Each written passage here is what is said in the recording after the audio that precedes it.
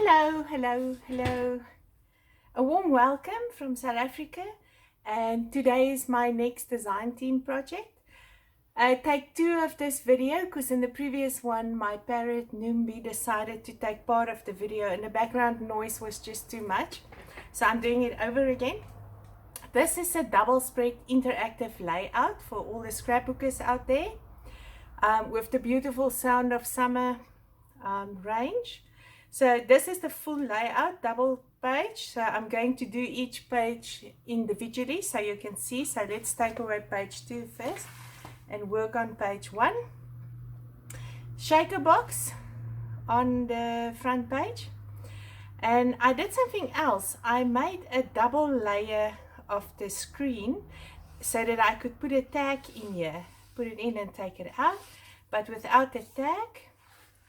There is your shaker box. I'm sure you can hear that. I hope that the glare is not too much, the reflection of the light. So that is my shaker box on the front page. And then we open this up. And of course we open this up. So this side pictures, and you can add, I left it open, and the sides you can put more tags in with notes. And then also on this side, this is a flip up for journaling, and you can also add tags there for journaling. Then this one I made a little mini booklet that takes out like this, and you can add here like a junk journal, 1 or 2 pages with journaling on. I'm just doing this, and this is obviously for your title or whatever. And then it works like this. This is the back, and here I made a belly band which was very nice with some individual tags on them, and I stitched it all together. Then this one opens up. I'll just bring this down so you can see the pictures.